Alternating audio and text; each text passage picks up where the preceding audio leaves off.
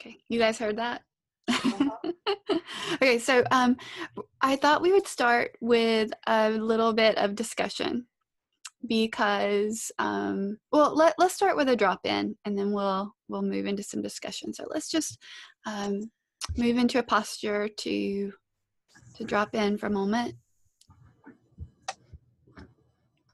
While we're doing this, I'm going to mute everyone.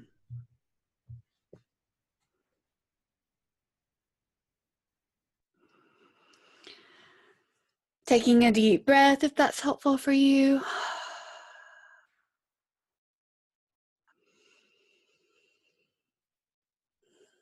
And on the exhales, again, if it's helpful, just allowing the exhale to help you settle.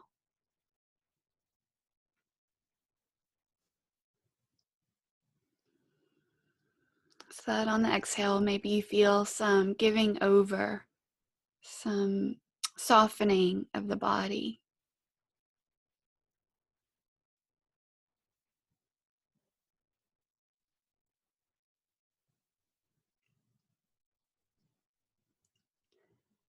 And to balance that, now tuning in more fully to the inhales and allowing the inhales to potentially provide some vitality to the settling, some alertness.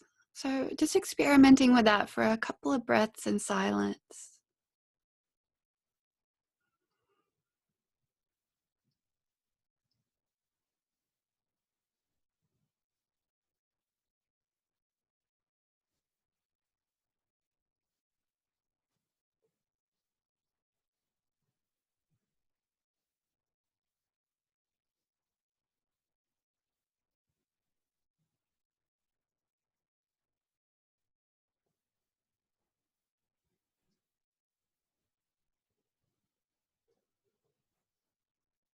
This very practical balance between being alert and settled.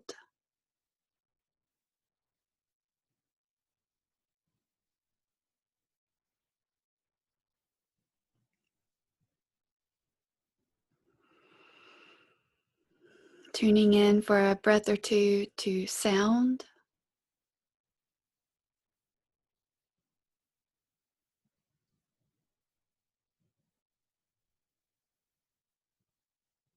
And instead of trying to hear, can you just position yourself in awareness to allow sound to come to you?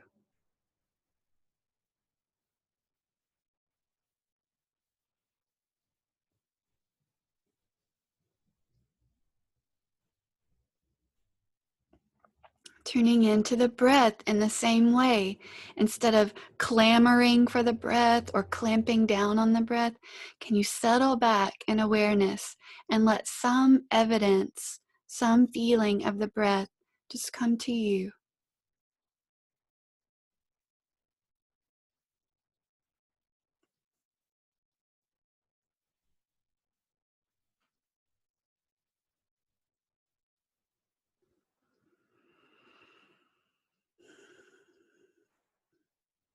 And the same with the felt sense of the body. Just a couple of breaths, allowing the body to come to you.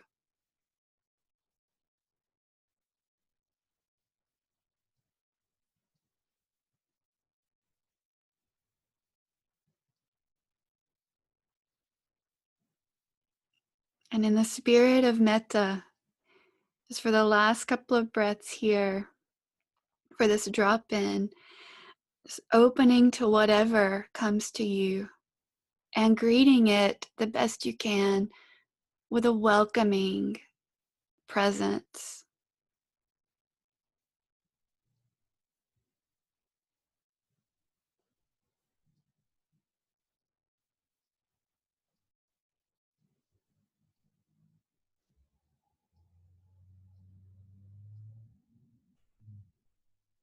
As you're ready, taking a deeper breath if that's helpful as a transition.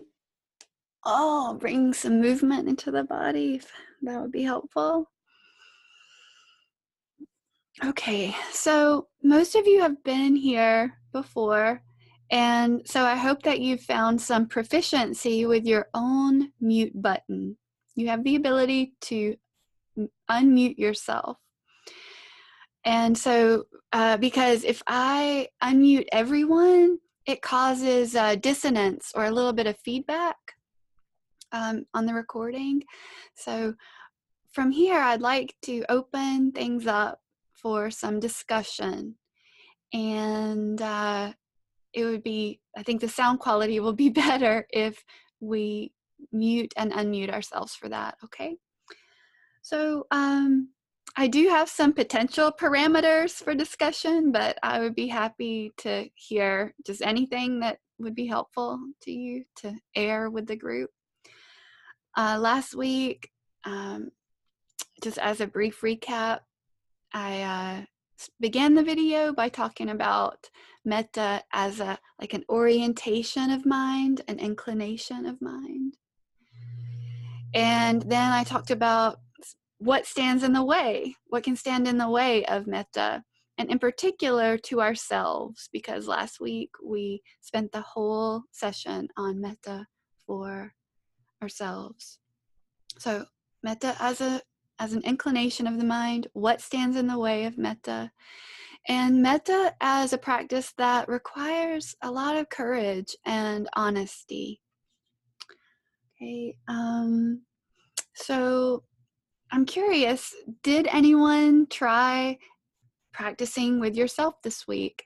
What happened? You could frame it in terms of these three things, or in terms of, surprises or challenges or questions. Okay, so I'm gonna now sit back, and I hope that the fact that you'll be recorded won't discourage you from asking a question, but I totally understand if it would.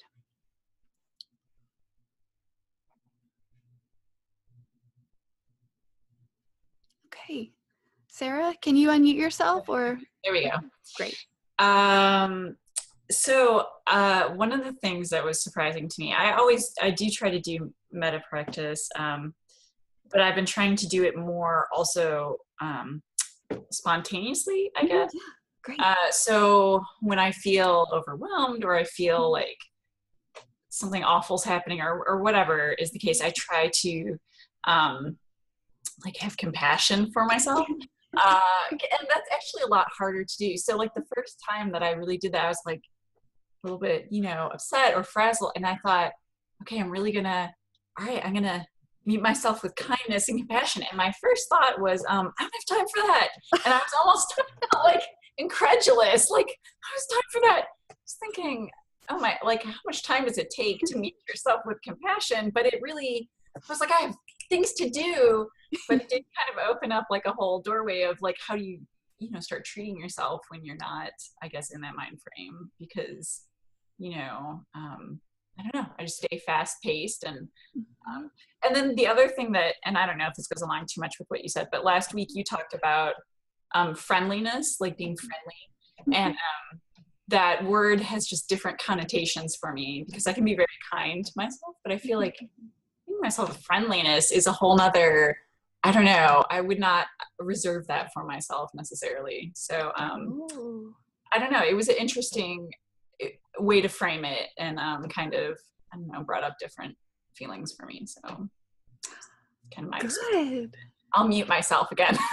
Are you sure you're finished? This yes, is like gold. Oh my God. I don't want to take up all the.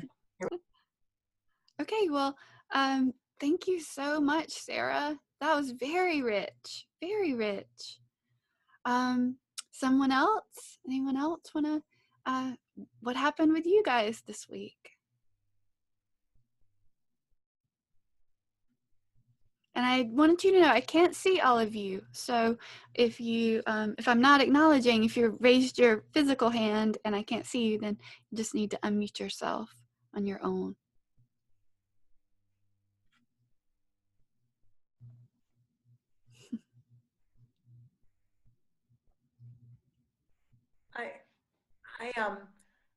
Hi, Chris. I just I thought it was interesting like let's see here. I wrote my stuff down, of course. Mm-hmm. Um, I was met with like fear, Mm-hmm. criticism, judgment, Mm-hmm. like the second question of like, what's keeping you from being friendly with yourself, Yes. and then and then with the third one, when how can I meet that with metta? Yeah. I had this like I had I had this like, oh, that sounds so hard. Like Yeah. I was like, oh wow, that's like really hard. Like that was the first thing that came to me. So I just kind of thought that was funny. So yeah. But and then well yeah, and just yeah.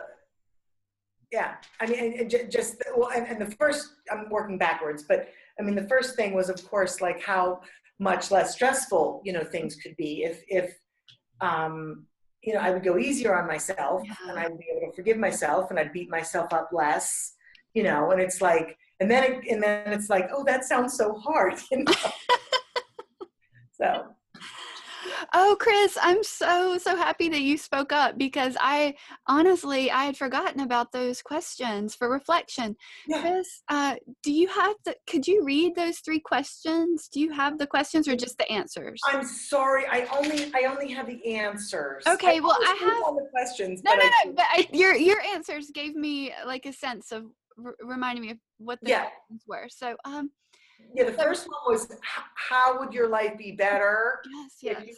if you would be friendly to yourself? Yes, That great. was the first one. Great. Yeah, and then the second one must have Mhm. been how do you feel to not, or how does it feel when you try and do that or Oh, something? I think it was what stands in the way. Yeah, yeah, Okay. yeah, that What makes sense. stands in the way? Okay, good, good, good. Yeah, and then the third one I do have written down. How can I meet that with metta? Yes. Yes. Yes. Wonderful. Chris, these again, these reflections are so rich. I mean, yeah, life would be easier if I at least had myself on my side. Right, right. you know, kind of like very much like what Sarah is Yes, saying. I mean, yes, this and I don't have time for that, right, and that's hard. That goes against everything I always do. right. Wonderful, wonderful. Okay, is there anything else, Chris? Oh, mm, mm, no, that's all. That's Okay, all. I love how you Um, do this. yeah. Ah! Well, just like it's like what I really got. Oh, you know what else I got, which was interesting. Mhm. I got like a numbness, which Yes, I'm not really sure what to do about that. yes, yes, yes. It was like, it was like not, it was like, okay, fear. Okay, I've seen that before. Yeah, Judgment, seen that before. yeah, Criticism, seen that before. yeah, But then I was like, then there's this numbness. yeah. So I don't know. Wow, it's kind of like you have a new committee member, like no, like maybe some of those others, like you've worked with some of those other ones and now you have some space to see some other ones, some more Okay, some more subtle ones. okay, Yeah. good. Yeah, exactly. Good, good. I'll go with that. Yeah. I mean, yeah, that's just there's so many. Just to kind of go back to what Sarah was saying about just how one word can open up these different facets of this practice. And who knows in any moment what's going to open up to us as a new part of our experience with this. Yeah. Right. And if you saw it, that means you were looking. It's like you were there. That's got to be exciting. Yeah. I mean, that's so exciting. Yeah. Wonderful. Thank you so much, Chris. Thank you. Good. We'll spend just a few more minutes with discussion. So I'll just sit back again. Anyone else? Just go ahead and unmute yourself if you want to talk.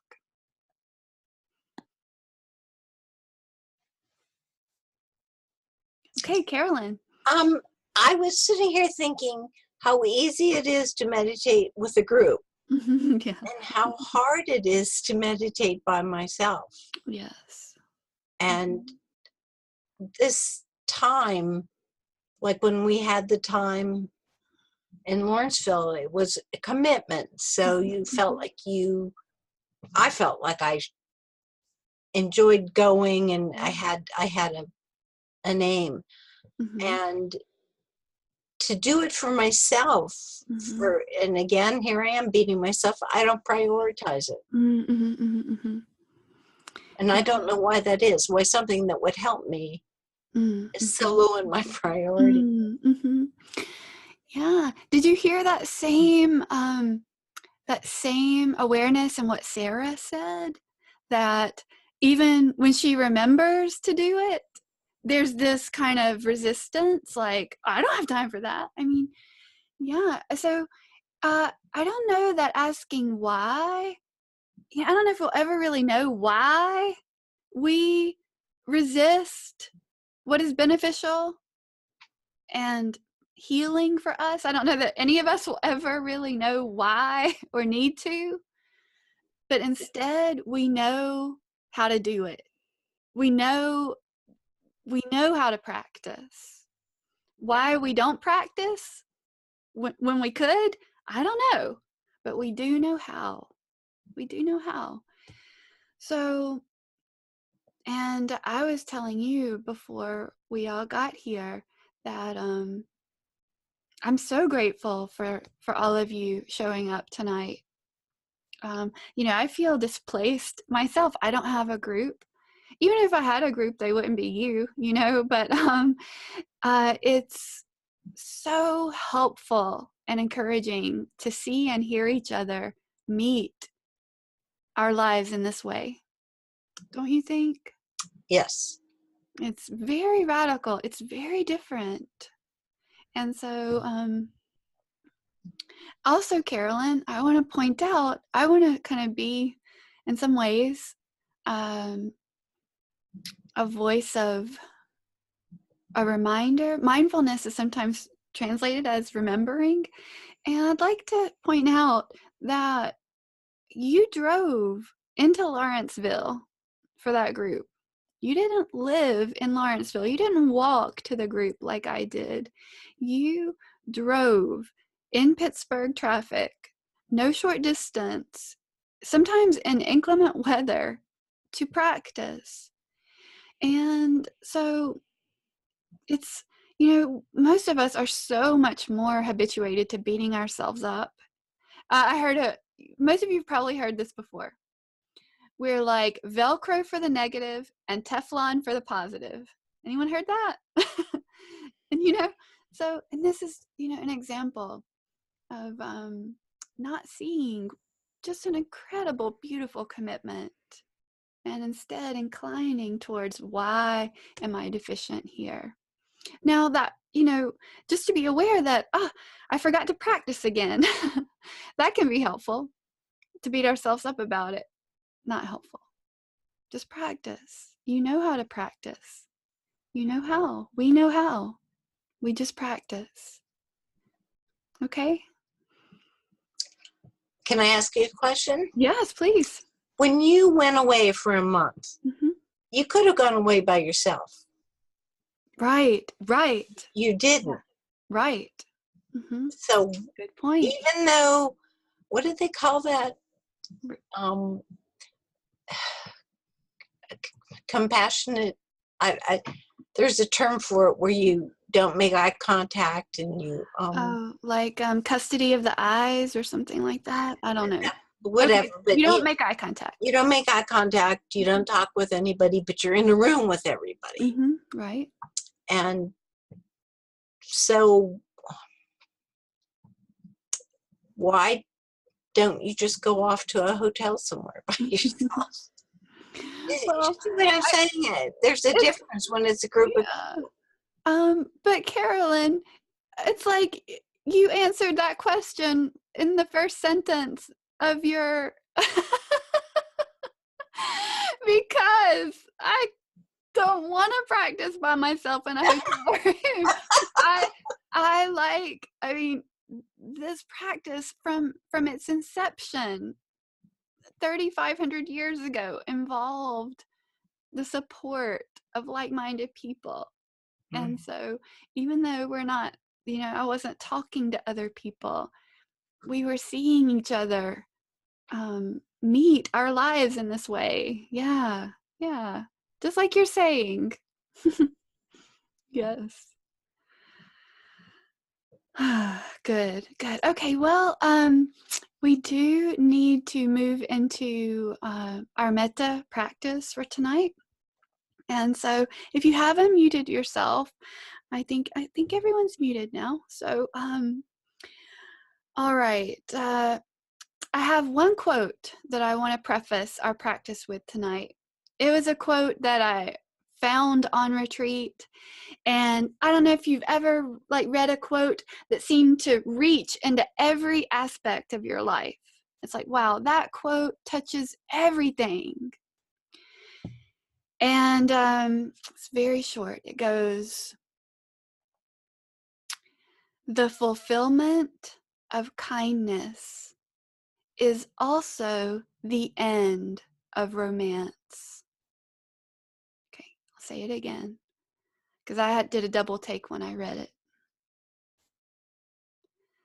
The fulfillment of kindness is also the end of romance.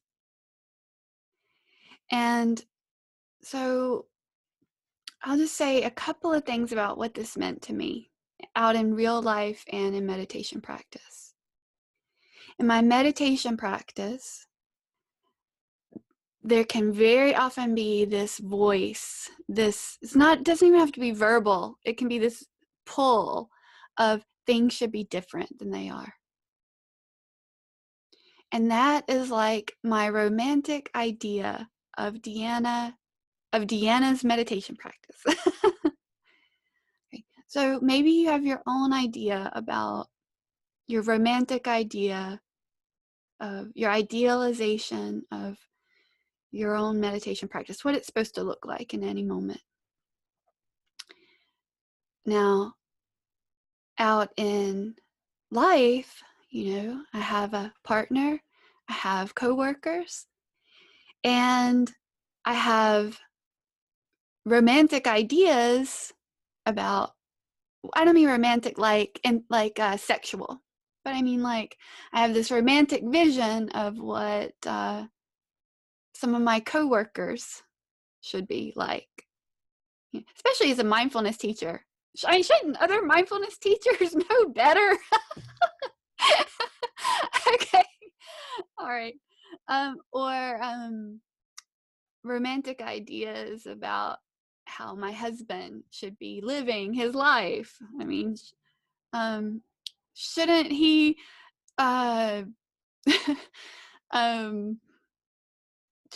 don't want to say too much about him because he's not here. Okay, but do you get it? Do you get this? Okay. My mother, I have a romantic idea about my mother's supposed to be like, or should have been like, or all right. So now let me say the quote again. With the fulfillment of kindness, the fulfillment of kindness is also the end of romance. And so, this ability, kindness arises in that meeting to just meet things as they are. It doesn't mean we don't want things to be better at some point or different. Metta, kindness, is not paralyzing. It doesn't freeze things in time and mean that things always have to be as they are. And yet, in that moment, that is how it is. Sarah, thank you so much for, all of you, thank you so much for how you've talked about your life tonight. In that moment, that is how it is. In that moment, something is difficult. In that moment, there's fear. In that moment, there's numbness. In that moment, there's, and what if the romantic vision of how that moment is supposed to be fell away? How much relief could that offer? Just if we dropped that of how the moment is supposed to be. And in that dropping of that idealization, there is kindness. There is kindness. So kindness doesn't have to be like, oh, it doesn't have to be like whatever we think it is, just to meet, or whatever we think friendliness is. In that moment that we allow that to drop away, how this is supposed to be and how I'm supposed to be, there is kindness. There's a meeting, a welcoming of some level. Okay, and so just keeping that in mind as we move into our metta practice. Especially with metta, there can be this romantic idea of what metta practice is supposed to be like. I'm supposed to feel this, or I'm supposed to feel that, or I'm supposed to think this. And can we allow kindness to arise just by allowing that to fall away, what we think is supposed to be there? Okay, so tonight we'll spend, I am conscious of the time, even though the time's not going to just end abruptly. I don't want to keep you here later than you're expected to be. So we'll spend 15 minutes, okay? We'll spend 15 minutes in metta practice, and then we'll do a brief closing, okay? So let's go ahead and tonight we'll be practicing for ourselves and a benefactor. And then next week, for week 3, we'll do the neutral person and the difficult person. Okay, so just coming into a posture that supports meeting what arises with some sense, hopefully, of being settled, because we know we can meet it, and alert because we're curious.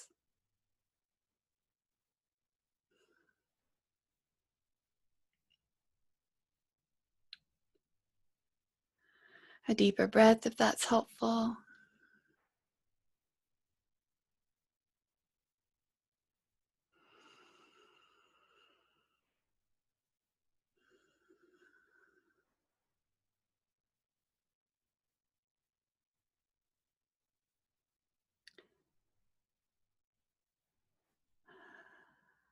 And a softening of the face, the throat, the shoulders, the belly, the legs, the tongue and the inside the mouth, a softening.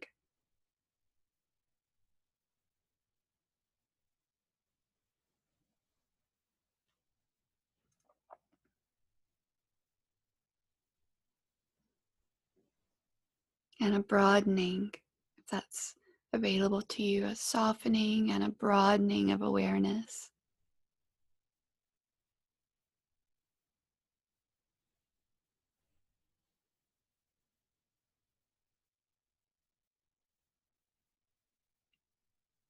As awareness broadens, again, for me, it's been so helpful, especially recently in my practice, this perception of allowing what's arising just to come to me. So it's not like I'm reaching out for it or trying to hold it or guarding against it or bracing against it. It's like soften, broaden, okay, let it come. There's a confidence there. There's a readiness that all of you have practiced also to engage.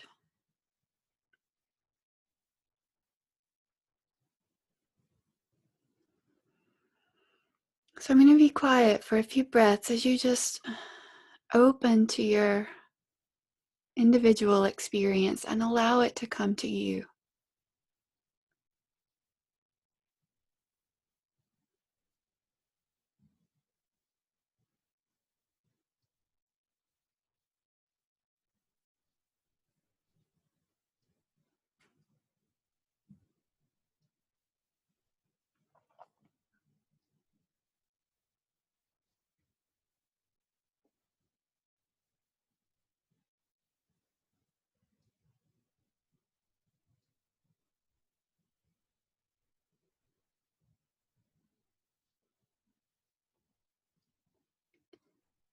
And if you've ever gotten settled and still, maybe because you had a new little animal, you had just picked up or rescued a little being. I don't mean picked up, I mean like it's in your house somewhere. It's in your house or in your yard. And you get really still, and because you know that if you make a move toward that little animal, it's gonna run. But if you're still and you're open and you're patient, eventually that little animal is gonna come to you.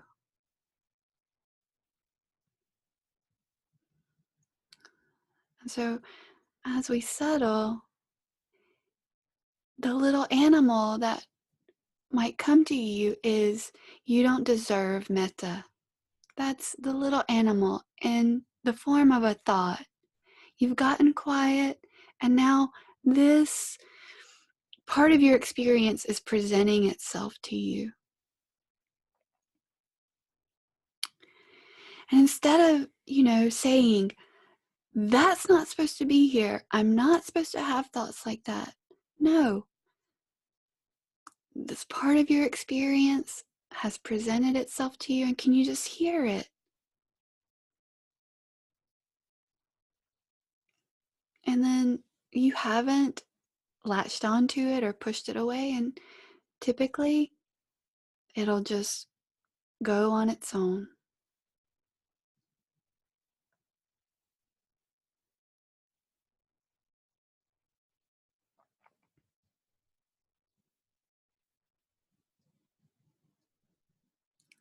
That's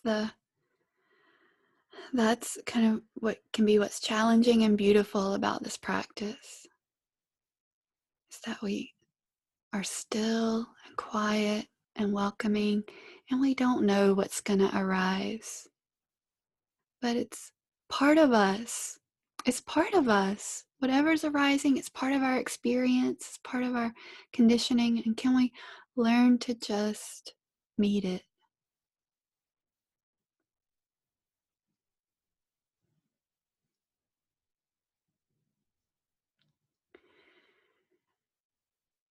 In doing this, we've been practicing metta already. This is goodwill for ourselves.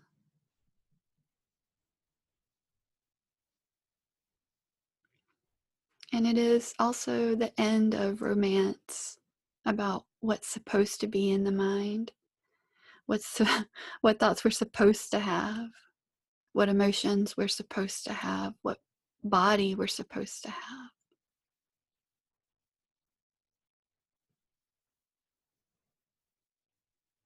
Just for a few breaths of silence now, can we sit with ourselves in this way?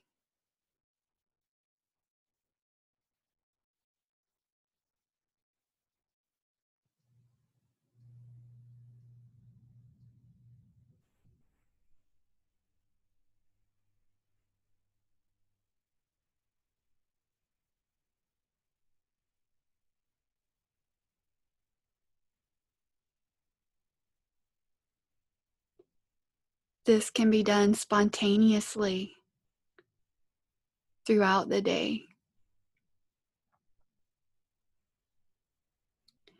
And from here, we'll do it more formally. Just that sense of practice and habit forming with the phrases. Okay, so again, with yourself, holding yourself in awareness. May I have a peaceful heart.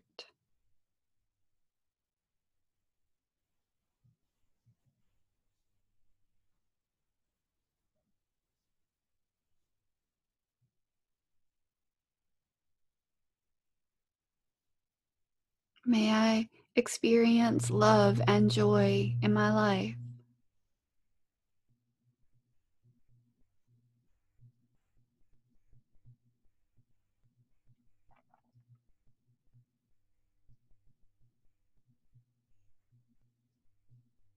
May I be free from animosity and other painful mental states and emotional states.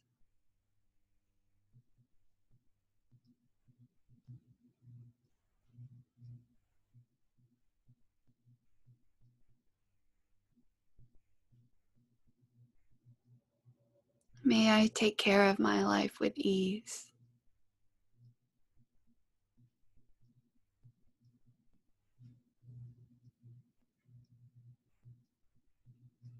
And drop in and notice in extending metta to yourself, notice what little animals have come to you, whether they're what you wanted or not. Can you just breathe with them for a few breaths?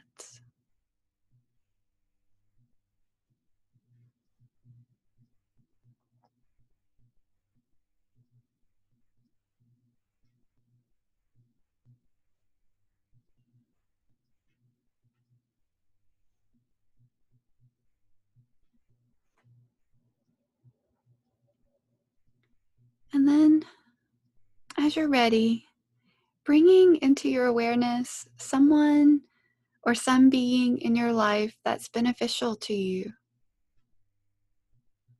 It could be a person, or it could be an animal. Someone or some being that when you bring them to mind, you feel your mind and heart quite naturally incline toward welcoming or wishing them well or goodwill.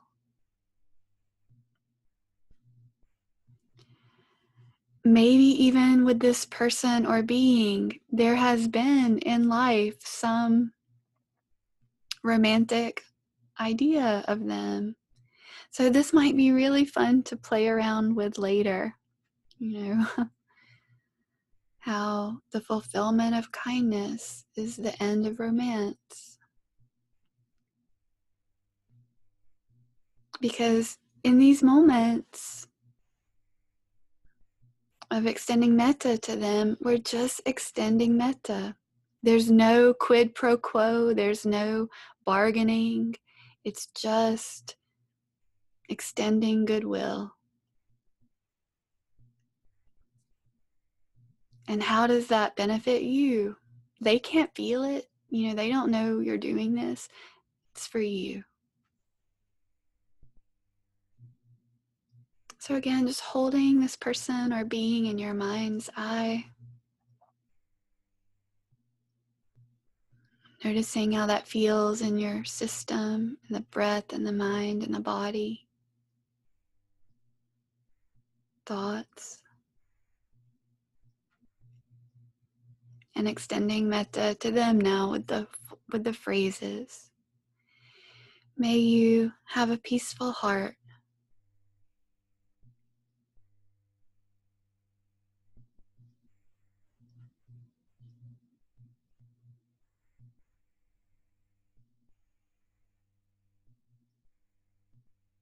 May you feel love and joy in your life.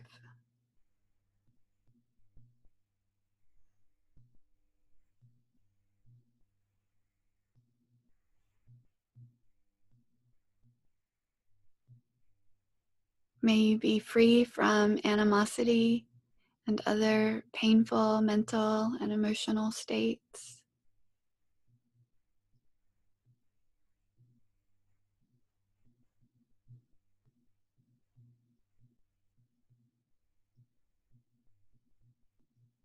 And may you take care of your life with ease.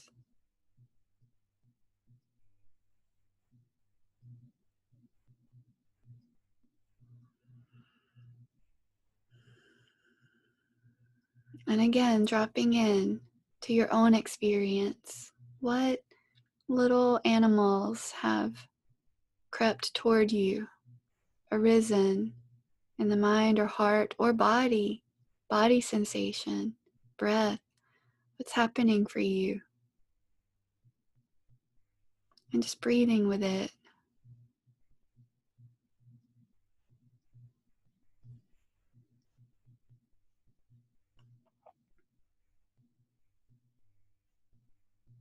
We'll go through the phrases again with the benefactor.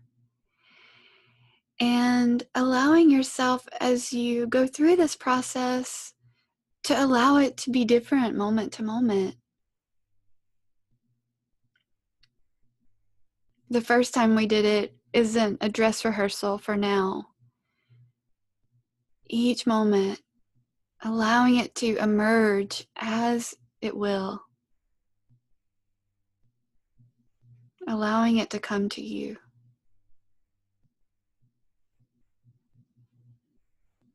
Again, extending to the benefactor.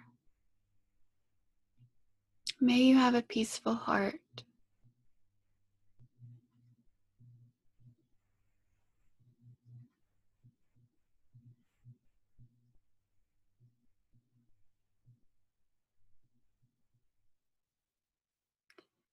May you feel love and joy in your life.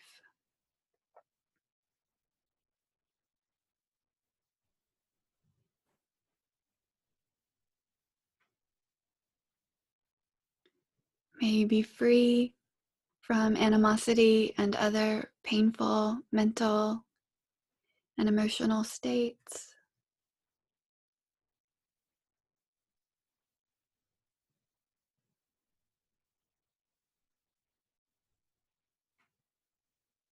And may you take care of your life with ease.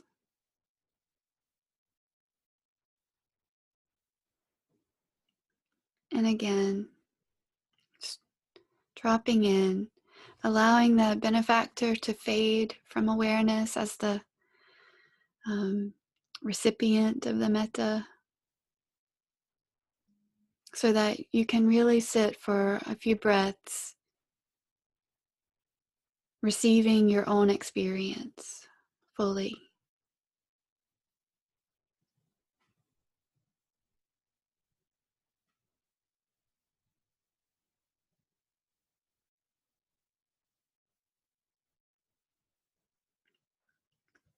And what could you do? I mean, maybe there's nothing to do, but you may notice, is there any bracing against your experience in the body, in the breath, in the face? Just for the last couple of breaths here, can there be a softening into whatever's present?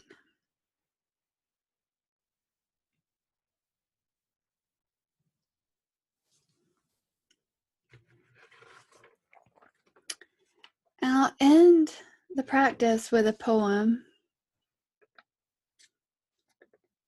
called Love After Love.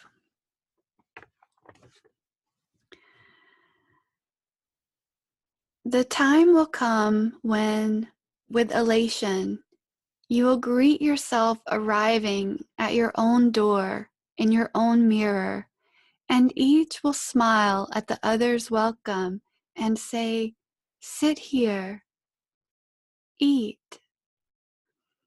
You will love again the stranger who was yourself.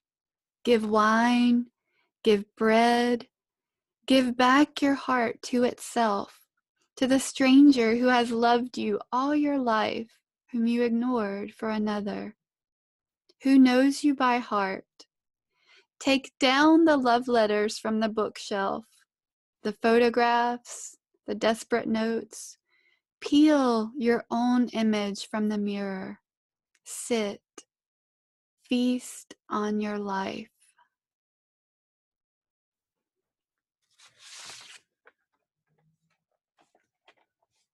Taking a deeper breath, if you're ready. Bringing some movement into the body. It's time for that.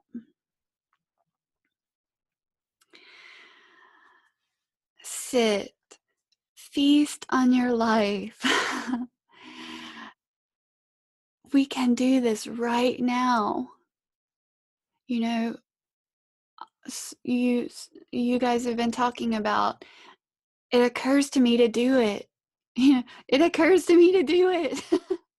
Well, you know, we just keep trying to do it. We just keep working that practice. We keep working that practice.